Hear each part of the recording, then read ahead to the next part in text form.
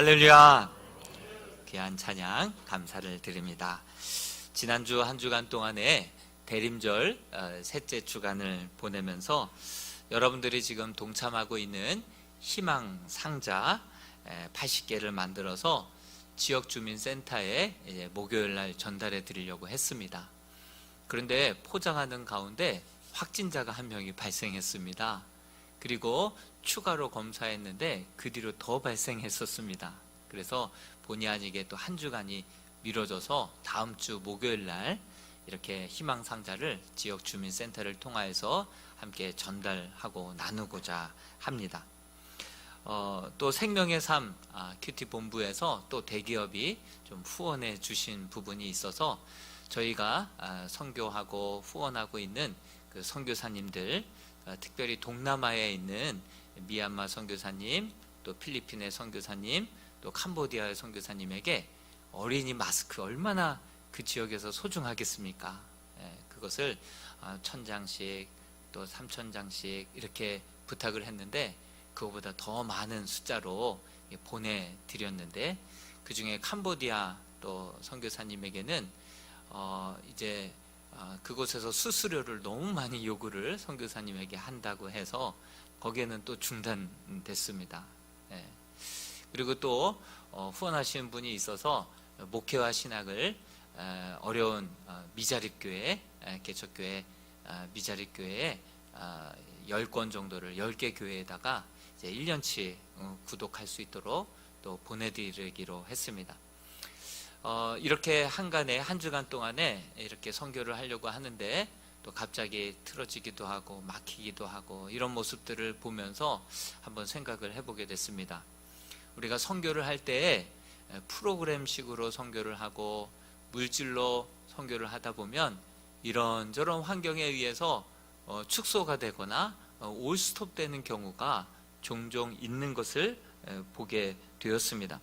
그러나 반면에 우리가 프로그램과 물질로 선교하는 것이 아니라 아예 우리의 삶이 선교적인 삶이 된다고 한다면 정말 우리의 선교가 멈추지 않고 계속해서 흘러갈 수 있지 않을까라는 생각을 해보게 되었습니다.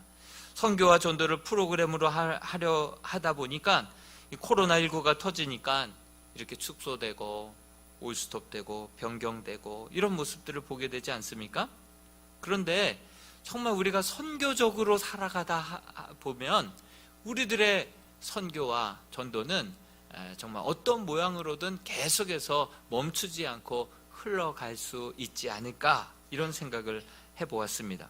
과거 선교의 역사를 되짚어보면 19세기 때만 해도 우리들의 선교가 복음을 들은 곳에서 복음을 듣지 않은 곳으로 그렇게 복음이 흘러갔습니다. 그러다 보니 서진 선교, 그 끝에 저희 조선도 조선시대 때 1885년도 아펜셀러 부부가 또 언더우드 선교사가 이렇게 배에서 함께 내렸는데 누가 먼저 내렸느냐 이것 때문에 옥신각신 말은 있었지만 저희도 그런 혜택을 받아서 복음이 전파된 곳에서 전파되지 않은 곳으로 복음이 흘러 우리나라에까지 들어왔었습니다. 이것을 서진 선교라고 하죠. 그런데 좀 시간이 지나다 보니까 기독교 역사가 100년 정도 이상 들어간 나라들마다 그 기독교가 막 자꾸 변질이 되고 또 퇴색이 되고 복음이 지나간 곳에 지금도 선교 여행을 가보면 성지 순례를 가보면 터만 남아있는 곳들이 많이 있지 않습니까? 복음이 지나간 곳에 터만 남아있다 보니까 선교사를 보냈던 서구 사회에조차도 선교사를 보내야 할 그러한 지금 상황이 되었습니다. 그래서 서진 선교에서 이제는 6대6 선교로 그 선교의 모양이 조금씩 바뀌고 있습니다. 더 나아가서는 정말 모든 지역이 선교 현장이 되어가고 있는 그러한 상황입니다. 여러분 우리나라가 세계에서 두 번째로 선교사를 많이 보내는 나라가 됐습니다. 미국에 의해서 170여 개국에 선교사를 보냈고요. 그리고 또 우리 통합 측만 해도 90여 개 나라에 선교사를 파송했습니다. 그런데 정말 놀라운 사실 아십니까? 미국에서 우리나라를 2년 전인가요? 미전도 종족 국가로 지정한 것을 아십니까? 복음화율이 5% 미만이면 미전도 종족 국가가 되는데, 저희 나라에 보면 초, 중, 고등학생 그 학생들의 신앙의 비율을 조사해 보면 3%라는 거예요. 3%. 그래서 우리나라가 다시금 미전도 종족 국가로 지정이 되었다라고 하는 사실이죠. 몽골에서 선교하시다가 그렇게 인도네시아로 또 선교사로 한때 가셨던 이용규 선교사님, 내려놓음을 쓰셨던, 더 내려놓음도 쓰셨던 그 선교사님도 이런 얘기를 했었습니다. 우리나라로 따진다면 카이스트와 같은 그러한 대학인 반둥 공과대학 안에도 기독교 복음화율이 17%라고 해요. 인도네시아도 17%, 그 카이스트와 같은 그러한 대학에 크리스찬들이 17%나 있다고 해요. 근데 우리나라는 지금 3% 미만으로 떨어졌고, 또 코로나 이후로 조사가 안 돼요. 조사가. 이 정도로 지금 우리 다음 세대가 심각한 지금 위기에 처해져 있습니다. 선교사를 이렇게 많이 보냈는데도 불구하고 어떻게 우리나라가 내 집이 털린 것 같은 이러한 현상들이 일어나는 이유가 무엇이겠습니까? 우리가 선교를 돈으로 하고 프로그램으로만 하다가 코로나가 터지니까 해외로 나가는 것도 축소되고 위축되고 끊기고 막히고, 또 뿐만이 아니라 우리 자녀들, 우리 가족들, 이웃들에게 복음 전하는 것도 완전히 다 끊겨버린 그러한 지금 위기의 상황에 놓인 것은 아닐까 생각을 해보게 됩니다.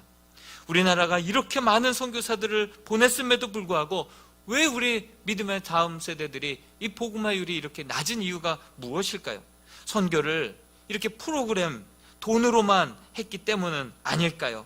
선교라고 하는 그 개념을 해외 선교사로 파송하고, 또 그를 물질로 후원하고, 또 보내놓고 나서 나 몰라라 하고, 돈 내놓고 나서 나 몰라라 하는 그런 식의 선교를 하다 보니 이 코로나19가 터지니까 모든 것들이 이렇게 축소되고 끊기고 그렇게 중단되어 버린 이런 지금 형국에 우리가 놓이게 된 것이 아닌가 생각해 봅니다. 그렇지만 우리들의 선교가 프로그램이나 물질로 하는 선교가 아니라 모든 성도들이 각자의 삶의 자리에서, 우리 주님께서 뭐라고 고백하셨습니까? 아버지께서 나를 보내시니 나도 너희를 세상 가운데로 보낸다. 이런 주님의 지상 명령, 그러한 말씀을 마음에 새기고 각자가 삶의 자리에서 하나님의 말씀을 듣고 그 말씀에 감동 따라, 명령 따라, 하나님의 말씀 따라 순종하며 살아갈 때, 이것이 바로 선교적인 삶이고, 그러한 삶을, 그러한 등을 보고 자란 자녀들이 믿음에서 떠나지 아니하고 정말 그러한 선교적인 삶을 통하여서 코로나19가 아니라 그 할아버지가 온다 하더라도 그 선교는 멈추지 않고 지금도 계속 흘러갈 수 있지 않을까라는 생각을 해보게 되었습니다.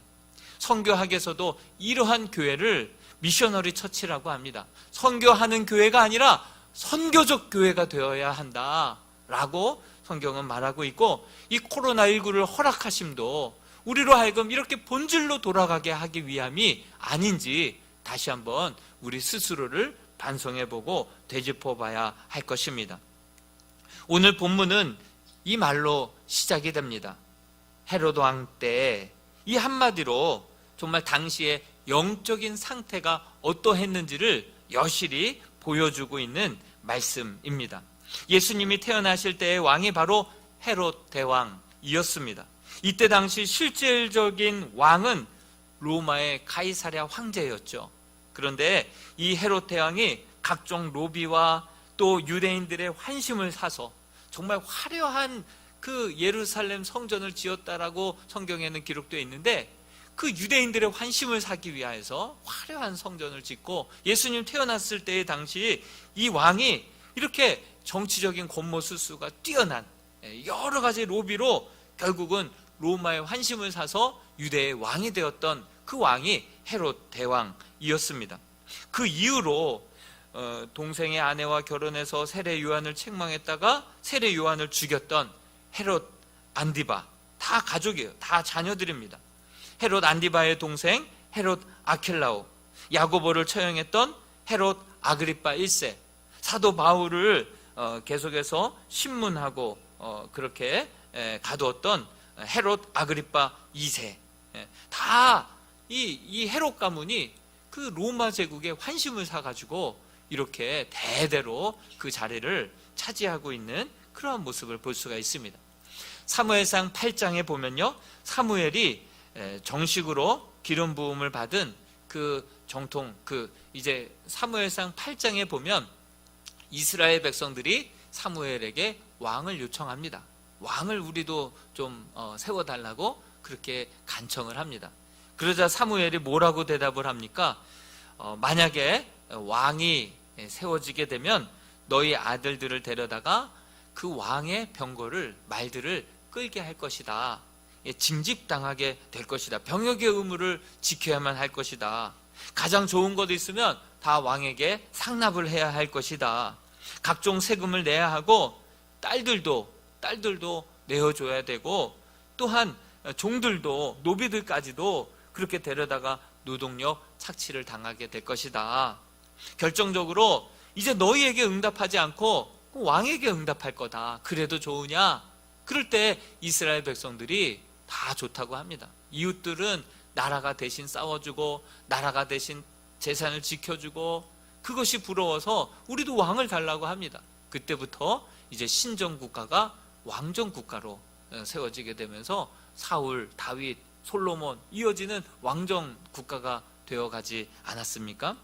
그런데 이렇게 자기의 혈통으로 세워진 왕들조차도 백성들을 이렇게 억압하고 착취하는데, 하물며 이 에서 혈통의 이 헤롯 가문, 정통적인 유대인도 아니었던 이 헤롯 가문이 이제 유대의 왕이 되었으니 얼마나 많은 그 착취와 그 억압과 또 그만큼의 세금을 또 로마에 걷어다 드려야 되기 때문에 얼마나 많은 수탈을 당했겠습니까?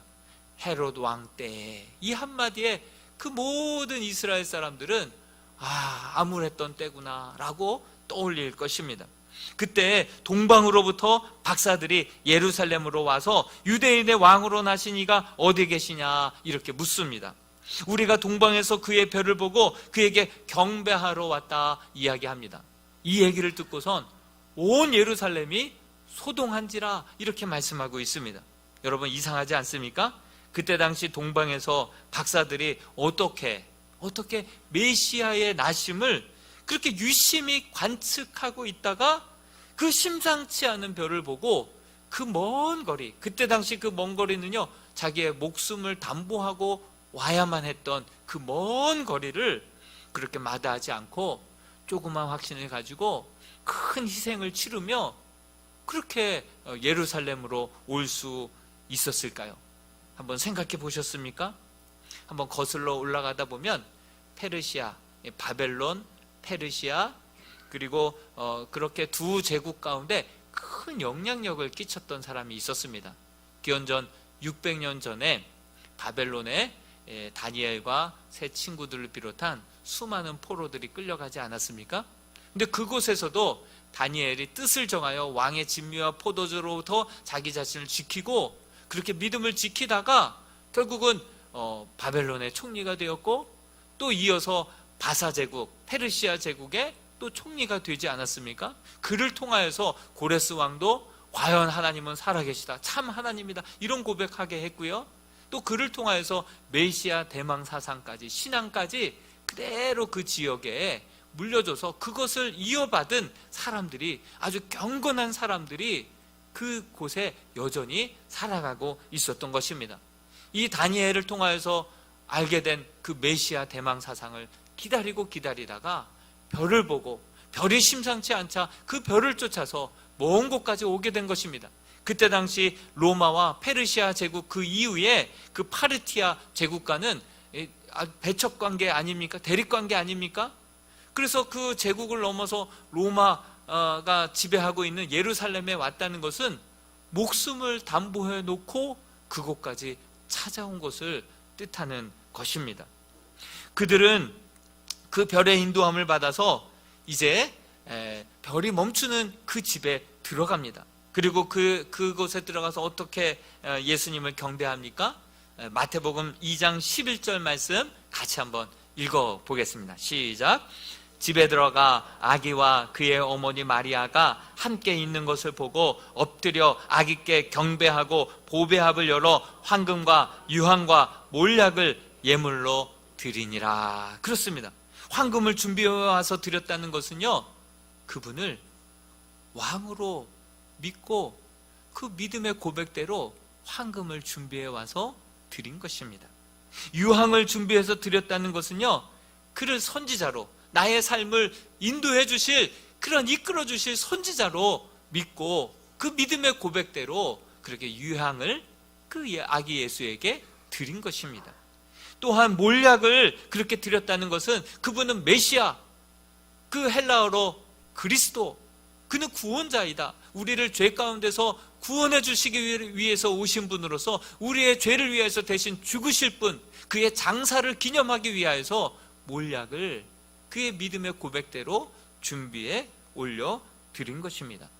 다시 말해서 이 동방박사 이 세 사람의 믿음은 먼 곳에서도 항상 하나님의 말씀이 성취되고 이루어질 것을 매일매일 관측하고 그 별이 움직일 때 그 별을 쫓아서 아기 예수에게까지 나오게 되고 그 신앙의 오랜 기다림과 고백대로 그렇게 주인 아기 예수 앞에 귀한 예물을 구별하여 올려드린 이 언행일치의 삶을 이 동방박사 세 사람을 통하여서 볼 수가 있는 것입니다. 매일매일 우리가 큐티를 하듯이 하나님의 뜻이 어디에 있는지 늘 날마다 민감하게 살피고 이것이 하나님의 뜻이라고 한다면 어떠한 대가도 마다하지 않고 끝까지 주의 말씀에 순종의 발을 내딛어서 그 먼 곳까지 목숨을 걸고 귀한 예물들을 챙겨서 믿음의 고백대로 삶을 드린 그러한 사람이 동방박사 세 사람이었다라고 하는 사실이죠. 여기서 우리는 질문 안 할 수가 없습니다.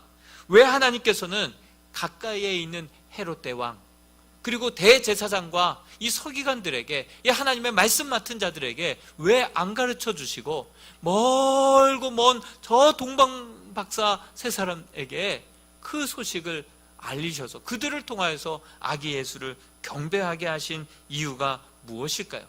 예수님이 하나님께서 아기 예수의 소식을 알려주신 사람들을 보면 하나같이 목자요, 연세가 많으신 시므온, 과부인 안나, 그 멀리 있는 동방의 박사들, 왜 그들에게만 이 소식을 알린 이유가 무엇일까요? 만약에 왕족에게 알렸고 또 대제사장 종교 지도자들 힘과 권력과 파워를 가지고 있는 그러한 그들에게 알렸다고 한다면 예수님의 어린 시절이 어떻게 유복하지 않았을까요? 왕이 알고 또 종교 지도자들이 알아서 그들의 백으로, 그들의 힘으로 화려한 왕궁에서 좋은 환경과 좋은 교육 현장에서 예수님 잘할 수 있지 않았을까요? 왜 하필이면 왕 그리고 이 대제사장과 이 서기관들은 배제시킨 이유가 무엇일까요? 왜 그러셨을까요? 더군다나 더 희한한 사실이 하나 있습니다. 이들 모두 메시아를, 왕도 대제사장도 서기관들도 메시아 오심을 간절히 기다리고 찾고 묻고 있었다라고 하는 사실입니다. 그 말씀이 3절에서도 4절에서도 7절과 8절에서도 기록되는데요. 먼저 3절부터 한번 볼까요? 시작. 헤롯 왕과 온 예루살렘이 듣고 소동한지라. 유대인의 왕으로 나신 이가 어디 있느냐 하면서 이 동방박사 세 사람이 찾아오니까 막 묻고 다니니까 온 예루살렘이 소동한지라 말씀하고 있어요. 4절에서도 보니까 왕이 모든 대제사장과 백성의 서기관들을 모아 그리스도가 어디서 나겠느냐 하고 묻습니다. 찾습니다. 자기도 그렇게 아기 예수를 찾아서 경배하고자 한다라고 이유를 말합니다. 7절과 8절에서도 보면 헤롯 왕이 가만히 박사들을 불러다가 별이 나타난 때를 자세히 묻고 찾거든 내게도 고하여 나도 가서 그에게 경배하게 하라, 이렇게 이야기를 합니다. 이토록 메시아를 간절히 찾고 이스라엘이 그토록 기다리고 있었던 그런 메시아가 왔는데 왜 그들에게는 알리지 않았을까요? 헤롯은 겉으로는 오실 메시아를 백방으로 수소문하고 다니고 찾고 찾았지만 사실 그 메시아가 오면 그 왕자를 물려줘야 될까? 그에게 비켜줘야 될까? 그래서 내 자녀들에게, 내 가족들에게, 내 자녀 손들에게 물려주지 못할 것 같아서 오히려 그가 태어난 사실을 알고 동방박사가 이르지 않고 조용히 다른 길로 가버리자 그때 태어난 남아 아이들을 다 잡아 죽였던 사람이 헤롯 대왕 아닙니까? 여러분, 그렇다고 한다면 대제사장과 서기관들에게는 하나님이 알려주셨을까요? 하나님은 성경을 통하여서 메시아의 오심을 분명히 기록하셨고 그들의 손에 들려주셨습니다. 그래서 그들은 정확하게 알고 있습니다. 마태복음 2장 5절에서 6절에 이 대제사장과 서기관들이 어떻게 대답하는지 한번 들어보십시오. 같이 한번 읽어볼까요? 시작. 이르되 유대 베들레헴 이오니 이는 선지자로 이렇게 기록된 바 또 유대 땅 베들레헴아 너는 유대 고을 중에서 가장 작지 아니하도다. 내게서 한 다스리는 자가 나와서 내 백성 이스라엘의 목자가 되리라 하였음이니이다. 그렇습니다. 대제사장과 이 서기관들은 이미 성경을 통하여서 정확하게 알고 있었습니다. 어디서 태어나실지도 알고 있었습니다. 그리고 그 그리스도, 그 히브리어로는 메시아, 그분이 이 땅을 구원하기 위하여서 오실 것이라는 것도 알고 있었습니다. 그분이 유대인의 왕이요 이스라엘의 목자가 될 것도 알았습니다. 그리고 그에게는 경배해야 한다는 사실도 알고 있었습니다. 그런데 그들은 예수를 머리로만 알고 있었습니다.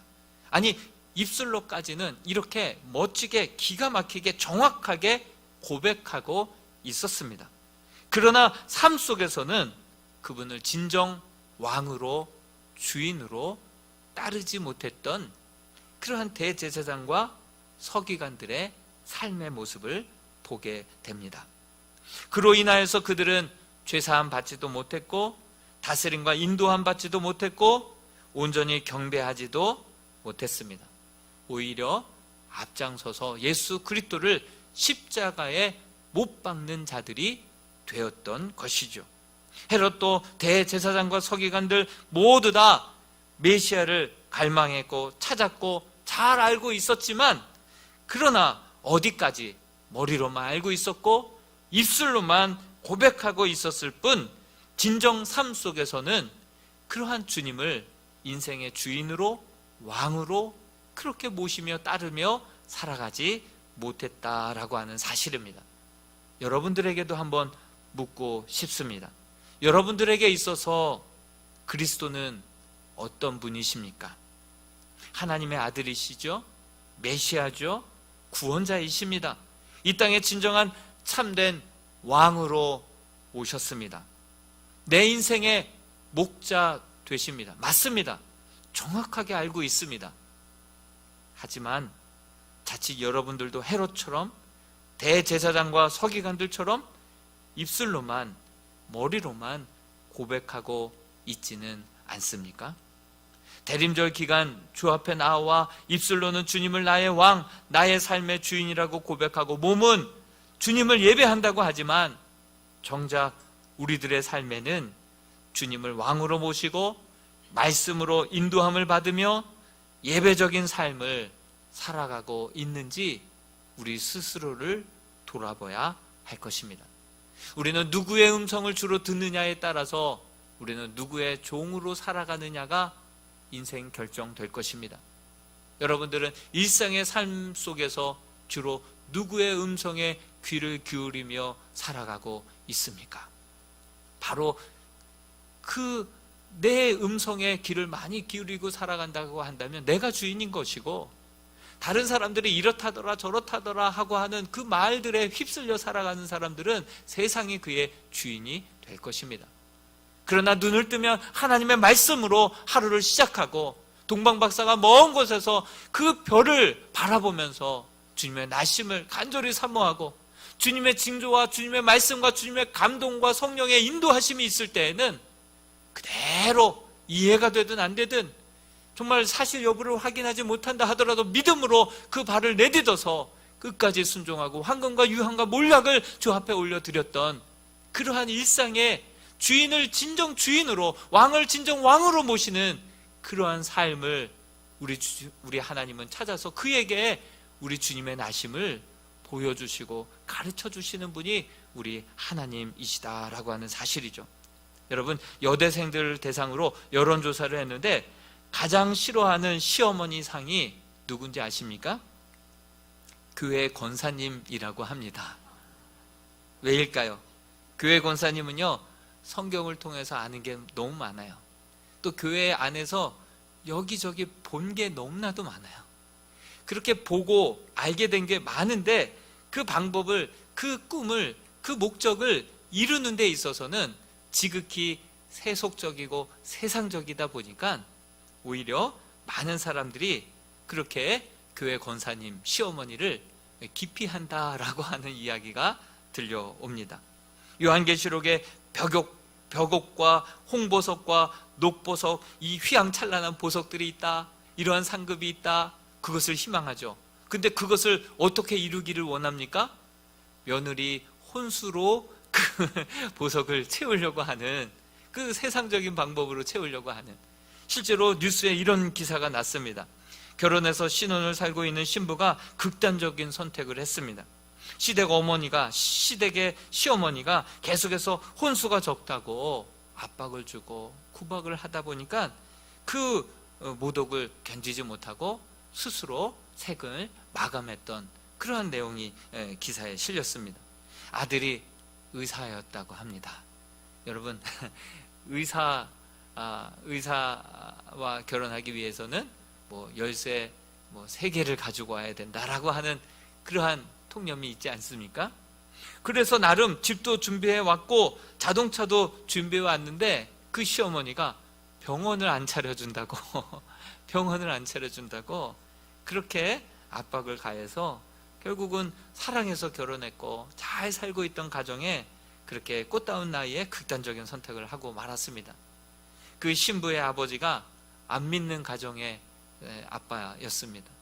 너무나도 속이 상하고 화도 나고, 그래서 그 시어머니가 다니는 그 대형교회, 그 교회 앞에서 피켓을 들고 항해했다라고 하는 그러한 기사를 본 적이 있습니다.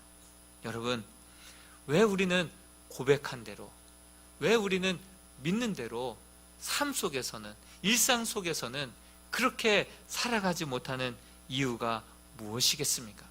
우리가 선교가 중요하다는 것을 알지만 선교적인 삶을 살지 못하다 보니 자녀들이 떠나가고 세상의 교회를 향하여서 돌팔매질을 하고 있는 것, 우리가 선교를 돈으로만 하고 프로그램으로만 했지 선교적인 삶을 살지 못했고, 예배를 드렸지 예배적인 삶을 드리지 못했기 때문에 지금 이러한 현상들이 일어나는 것이 아닌가 깊이 생각해 봅니다.